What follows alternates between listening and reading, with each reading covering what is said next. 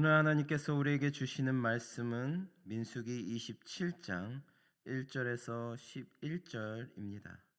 민수기 27장 1절에서 11절을 교독하겠습니다. 제가 먼저 1절을 봉독합니다. 요셉의 자 헤벨의 아들 슬로브앗의 딸들이 찾아왔으니 그의 딸들의 이름은 말라와 노아와 호글라와 밀가와 디르사라.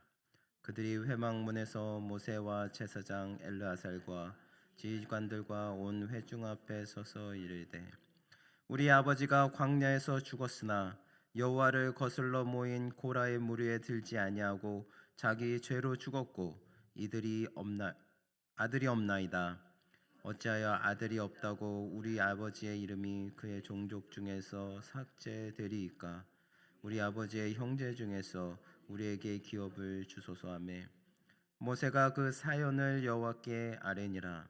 여호와께서 모세에게 말씀하여 이르시되 슬로브앗의 딸들의 말이 옳으니 너는 반드시 그들의 아버지의 형제 중에서 그들에게 기업을 주어 받게 하되 그들의 아버지의 기업을 그들에게 돌릴지니라.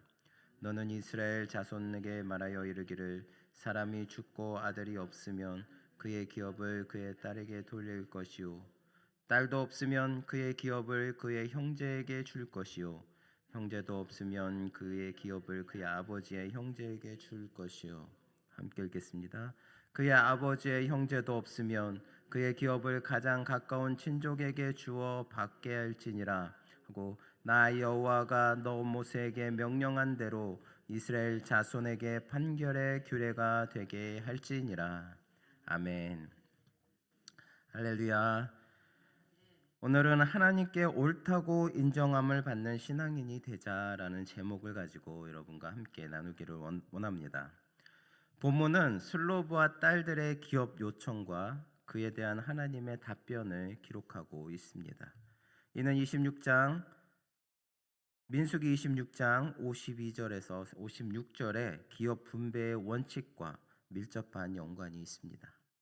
기업 분배의 원칙에 의하면 기업은 20세 이상 된 남자의 계수대로 나누는 것이었습니다.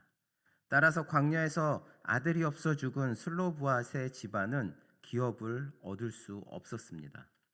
이에 슬로브앗의 딸들은 모세에게 이에 대한 의의를 제기하였고 이를 계기로 하나님은 기업 상속의 특별법을 제정하여 그들에게도 기업을 나누어 주도록 하신 것입니다. 이로써 이스라엘 사회에서는 새로운 기업 상속 제도가 생겨나게 되었습니다. 특별히 고대 근동 사회에서는 여자는 하나의 재산 정도로밖에 취급되지 않았던 점에 비추어 볼 때 이러한 상속 제도는 매우 획기적인 것이었습니다. 고대 사회는 남성 위주의 사회로 여자의 사회적 지위는 매우 낮았습니다. 여자는 인구에 계수되지도 않았고 하나님께 서원을 했더라도 아버지나 남편의 승인이 있어야 그 서원이 유효하였습니다. 만일 아버지나 남편이 그 서원을 허락하지 않으면 그 서원은 무효화되었습니다. 이렇듯 고대 이스라엘에서 여자는 결혼 전에는 아버지에게, 결혼 후에는 남편에게 예속된 존재였으며 아버지의 소유는 장남을 중심으로 한 아들들에게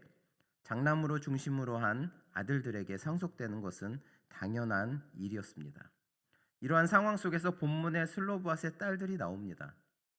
지금으로서는 당연한 일이지만 당시에는 꽤나 파격적인 주장을 한 이 슬로브앗의 딸들을 살펴보며 교훈을 얻기로 하겠습니다. 본문은 슬로브앗의 딸들의 기업 요구를 통해서 하나님의 복을 받을 수 있는 자격 요건이 무엇인지를 우리에게 보여주고 있습니다. 하나님의 복을 받을 수 있는 자격은 사회적 지위나 경제적 상태와는 무관합니다. 오로지 하나님의 백성이어야 한다는 사실을 본문은 잘 보여주고 있습니다. 그리고 복을 받기 위해서는 감나무 아래서 감이 떨어지기를 기다리는 그런 소극적 자세보다는 하나님의 뜻에 순종하면서 적극적으로 하나님의 복을 받기 위해 노력해야 한다는 것도 아울러 제시하고 우리에게 알려주고 있습니다. 오늘 본문 말씀 1절에서 4절을 보면 므낫세의 자손 중에 아들 없이 죽은 슬로브앗의 딸들이 모세와 엘르아살과 족장들에게 나와서 자신들에게도 기업을 나눠주도록 청원하고 있는 모습을 볼 수가 있습니다. 슬로브앗의 딸들은 기업을 청원하면서 어찌하여 아들이 없다고 우리 아버지의 이름이 그 가족 중에서 삭제되리이까 우리에게 기업을 주소서라고 하며 간구하고 있습니다. 이스라엘의 기업 분배는 20세 이상의 성인 남자 개수에 따랐습니다. 따라서 기업 분배 당시 이미 죽었던 슬로브앗은 기업을 분배받을 수 없는 상황입니다. 그것은 곧 그 가문이 이스라엘 사회에서 사라져버림을 의미했습니다. 이것은 슬로브앗의 딸들의 입장에서 볼 때는 참으로 큰 슬픔이었습니다. 그래서 슬로브앗의 딸들은 아버지의 이름이 그 가족 중에서 삭제되지 않도록 기업 분배를 요청한 것입니다. 슬로브앗의 딸들이 기업을 달라고 요청한 대상은 표면적으로 모세와 대제사장 엘르아사레였지만 그것은 실상 하나님께 간구한 것이었습니다. 왜냐하면 모세나 대제사장 엘르아살은 하나님의 대리자였기 때문이었습니다. 지금 이스라엘은 약속의 땅 가나안에 들어간 상태가 아닙니다. 그들의 이러한 간구는 여호수아와 갈렙을 제외하고 가나안 땅에 들어가기를 주저해왔던 불신앙적인 출애굽 1세대의 사람들과는 너무도 대조적입니다. 특히 그들의 간구는 남성 중심의 기업 분배 원칙이 정해진 상황에서 가나안 땅을 약속해 주신 하나님께 대한 믿음이 없이는 도저히 불가능하다는 점에서 더욱 위대해 보입니다. 슬로브앗의 딸들은 하나님의 선하심과 위로우심을 굳게 믿었습니다. 그래서 그들은 당시 관습과 전례에 개의치 않고 자신들의 기업을 요구했던 것입니다. 그들은 여자는 기업을 분배받을 수 없다는 법 앞에서 결코 낙심하거나 슬퍼하지 않았습니다. 또 어떻게 할 수 없지 않느냐는 식의 운명론에 빠지지도 않았습니다. 그들은 오직 가나안 땅을 약속해 주신 하나님께 대한 믿음으로 간구하였던 것입니다. 결국 그들의 믿음의 간구는 하나님께 응답받았습니다. 이와 같은 믿음의 간구는 하늘 보좌까지 올라가서 하나님께 상달되어 하나님의 마음을 움직이게 합니다. 어느 시대에 누구든지 믿음으로 간구하면 하나님이 기뻐하십니다. 믿음은 상황과 한계를 초월합니다. 인간적으로 도저히 불가능한 일도 믿음으로 간구하면 이루어지는 것입니다. 성도 여러분, 슬로브앗의 딸들은 하나님께 믿음의 간구를 드림으로 하나님의 새로운 계시가 주어지게 하였습니다. 기업의 문제에 대한 새로운 원칙이 기업의 분배에 대한 새로운 원칙이 정립된 것입니다.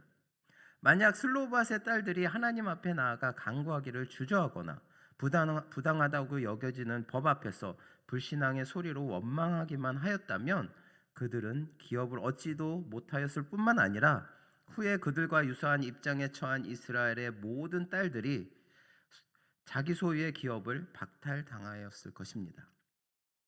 그러나 저들의 믿음의 간구가 자기로 복을 받게 하고 또한 남들도 복을 받게 하였습니다. 성도 여러분, 저희들의 믿음의 간구는 역사하는 힘이 크다는 것을 오늘 말씀을 통해서 우리에게 가르쳐주고 있습니다. 여러분의 마음속에 소원이 있습니까? 그것이 하나님 보시기에 아름다운 것입니까? 그렇다면 안 된다, 못한다, 길이 없다 라고 생각하며 낙심하지 말고 하나님을 믿고 주시옵소서 하고 간구하십시오. 주님께서 말씀하셨습니다. 누가복음 11장 9절과 10절에 이렇게 말씀하셨어요. 구하라 그러면 너희에게 주실 것이요 찾으라 그러면 찾을 것이요 문을 두드리라 그러면 너희에게 열릴 것이니 구하는 이마다 받을 것이요 찾는 이가 찾을 것이요 두드리는 이에게 열릴 것이니라. 하나님을 믿고 구함으로 하나님의 응답을 받는 여러분이 다 되시기를 바랍니다. 오늘 본 말씀 7절에 보면 하나님께서는 모세에게 이렇게 말씀하고 있습니다. 슬로브와 딸들의 말이 옳으니 너는 반드시 그들의 아버지의 형제 중에서 그들에게 기업을 주어 받게 하되 그들의 아버지의 기업을 그들에게 돌릴지니라 라고 말씀하셨습니다. 하나님의 약속을 신뢰하며 아버지의 이름이 존속되기를 간절히 염원하였던 슬로브앗의 딸들은 하나님께 옳다고 인정을 받게 되었습니다. 이는 그들의 신앙이 여호와 보시기에 매우 정직하고 올바른 것이었음을 입증합니다. 하나님께서는 슬로브앗 딸들에게 기업을 주되 그들이 같은 지파에 속한 남자에게 시집가 그 분깃이 계속해서 혈통의 사람들에게 속하게 하셨습니다. 실로 하나님께서는 관습을 넘으시는 분이시나 또한 사회 질서를 무너뜨리지 않고 그것을 그대로 인정하시는 분입니다. 슬로브와 딸들의 용기 있는 행동의 결과 이스라엘의 여자 상속법 제도가 마련되었던 것입니다. 이로써 하나님께서 허락하신 각 지파의 땅은 아무런 변동 없이 각 개인에게는 공정하게 분배되는 일이 일어난 것입니다. 하나님께서는 개인의 문제에 대해 무관심하시고 원리 원칙만을 강조하시는 분이 아니십니다.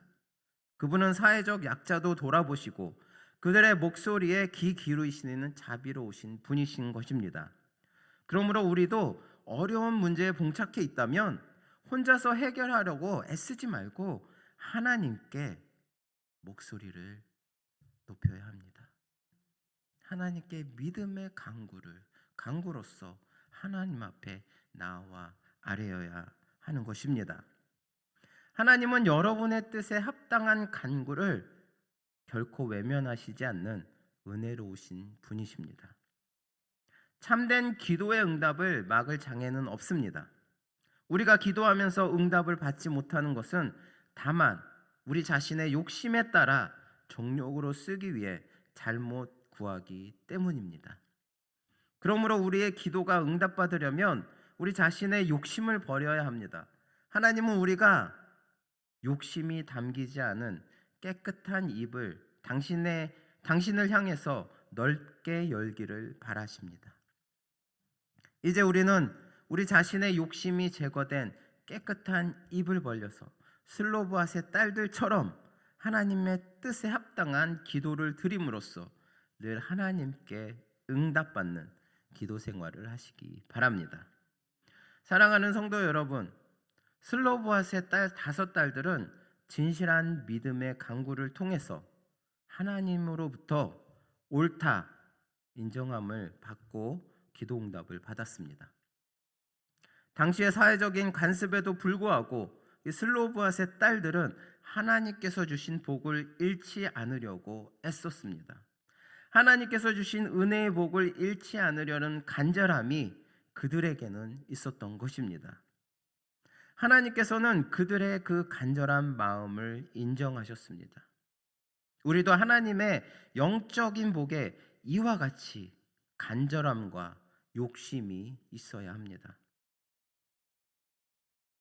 그저 하나님 앞에 한번 아뢰어서 문제가 해결 안 된다고 금방 포기해버리는 그런 모습이 아니라 나의 문제가 해결될 때까지 하나님 앞에 간절히 붙들고 나아가는 그런 모습을 우리 하나님께서는 보기 원하십니다. 하나님께서 나의 모든 것들을 내 머리털 하나까지도 세신 바 되신 하나님께서 나의 모든 문제들을 알고 계시니까 내가 굳이 하나님 앞에 아뢰지 않고 간구하지 않고 말하지 않아도 하나님은 알아서 나의 문제를 해결해 주실 거야 라는 그런 안일한 생각, 그건 하나님께서 원하시지 않은 것입니다. 그것이 바로 감나무 밑에 누워서 감이 떨어지기를 기다리는 모습과 같다는 것입니다. 하나님께서는 비록 우리들의 문제를 다 알고 세세토록 알고 계시지만 우리가 얼마나 우리의 마음 가운데 믿음의 강구를 통해서 더욱더 간절함과 욕심을 가지고 하나님 앞에 나오느냐의 그 마음의 중심을 보시는 것입니다. 하나님께서는 복받기를 간절히 사모하고 간구하는 자에게 하늘의 복을 내려주시는 분이심을 믿으시기 바랍니다. 오늘 하루도 슬로보아스의 5 딸들처럼 진실한 믿음의 간구를 통해 하나님으로부터 옳다라는 인정함을 받는 그런 성도님들 되시기를 바랍니다. 그런 성도님들 되셔서 여러분들이 항상 하나님 앞에 기도할 때마다, 문제를 놓고 하나님 앞에 아랠 때마다 하나님께서 응답해 주시고 또 하나님께서 주시는 은혜의 복을 받아 늘 승리하시는 저나 여러분 되시기를 바랍니다. 기도하시겠습니다. 사랑과 은혜가 풍성하신 하나님 아버지, 주님께서 오늘도 저희들 은혜 가운데 인도하여 주심을 감사드립니다. 오늘은 또한 슬로보아스의 딸들처럼 그들이 비록 사회적으로 멸시받고 제외된 그런 상황인데도 불구하고 그들 자신의